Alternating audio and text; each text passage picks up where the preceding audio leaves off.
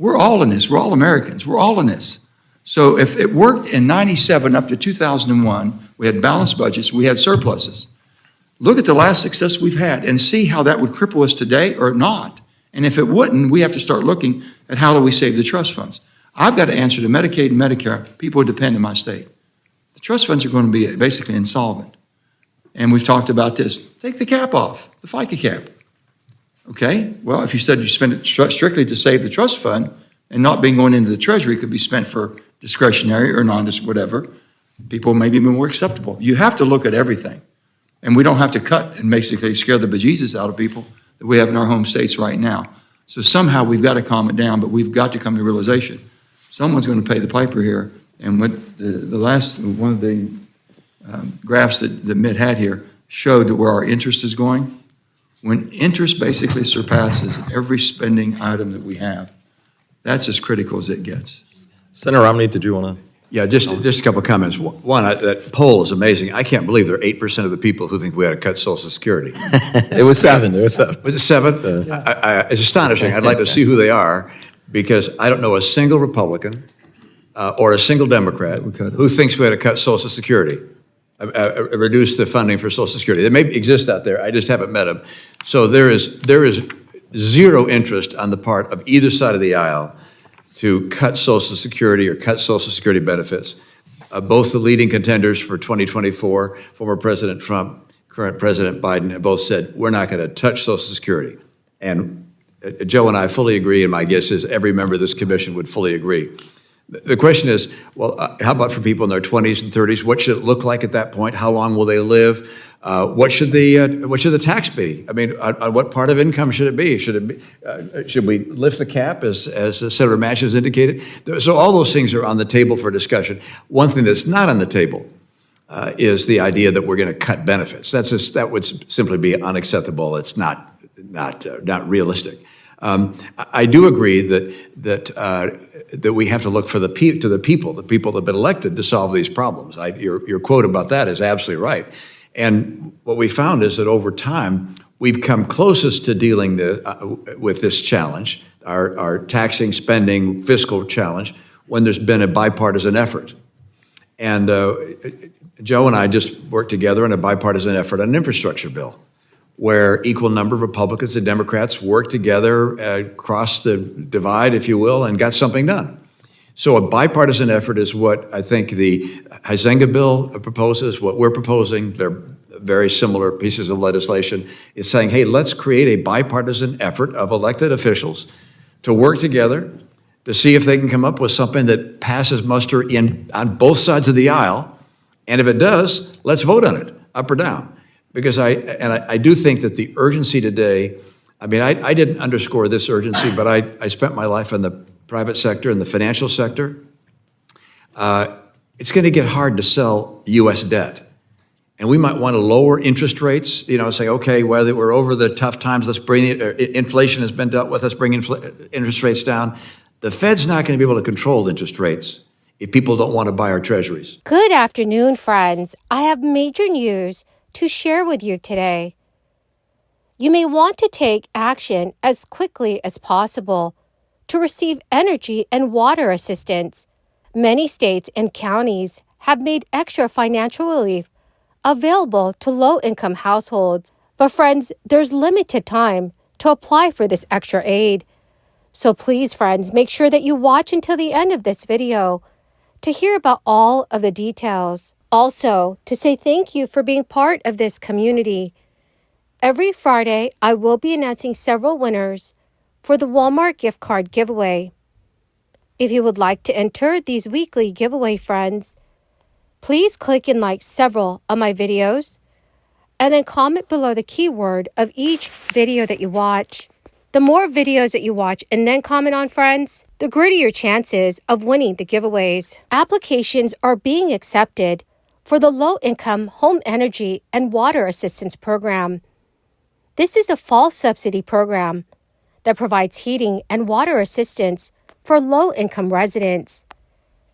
The program supervisor, Brandon O'Neill, has been helping residents for 6 years and said his team has seen a higher need compared to years past.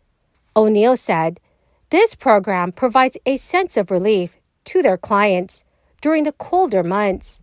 O'Neill also stated, oftentimes, people come in trying to decide whether they want to pay for their bills or their medication. There are some requirements to receive this assistance.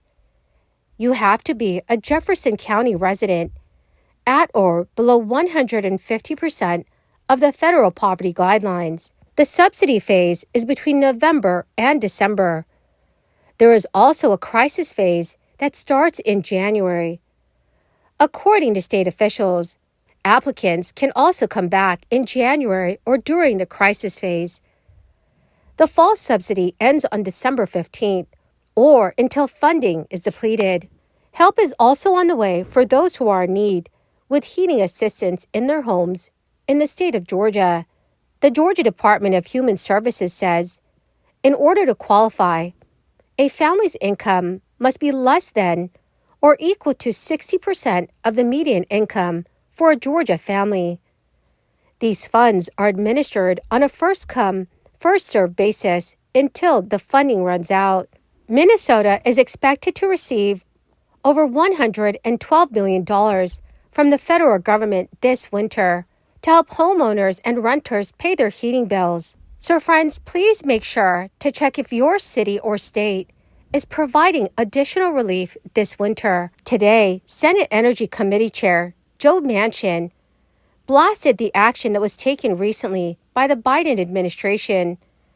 Senator Manchin expressed his disapproval for the new guidance on foreign entities of concern that are not eligible for the IRA's electric vehicle tax credits. Senator Manchin called them contradictory to the text of the landmark climate law.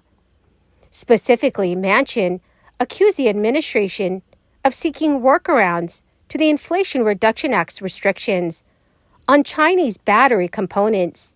The guidance released this past Friday lays out rules for what makes a company an FEOC, including disqualification connections to specific nations. Senator Manchin specifically took issue with provisions that make exceptions for certain trace critical minerals, which the U.S. Treasury Department said comprise less than 2% of critical minerals that are used in batteries. So in an official statement, Senator Manchin said, the proposed Treasury rules on foreign entities of concern are another example of the Biden administration messing with the law to try to implement a bill that it could not pass. The Inflation Reduction Act clearly states that consumer vehicles are ineligible for tax credits if any of the applicable critical minerals contained in the battery come from China or other foreign adversaries after 2024. But this administration is yet again trying to find workarounds and delays that leave the door wide open for other nations to benefit off the offbacks of American taxpayers. So, dear friends, what are your thoughts on this? Please let me know what your thoughts are in the comments section below. Senator Manchin was a key driver in the development of the Inflation Reduction Act in 2022, after previously pulling his support from the more ambitious Build Back Better Act. And since then, he has become sharply critical of its implementation, especially pertaining to electric vehicles, and has accused the Biden administration of prioritizing renewables while neglecting its energy security provisions. He marked the law's anniversary by vowing to push back on those who seek to undermine this significant legislation for their respective political agenda. Manchin said he has begun his unrelenting fight against the Biden administration's efforts to implement the IRA as a radical climate agenda, instead of implementing the IRA that was passed into law. Well, my awesome and amazing friends, that is the end of my daily stimulus update video for today. Friends, thank you so much for being part of this community. To say thank you, every Friday, I will be announcing several winners for the Walmart gift card giveaway. If you would like to enter the weekly giveaway, friends, all you have to do is click and like several of my videos and then comment below the keyword of each video that you watch. The more videos that you comment on, friends, the greater your chances of winning these giveaways. Thank you and have a wonderful and very blessed week.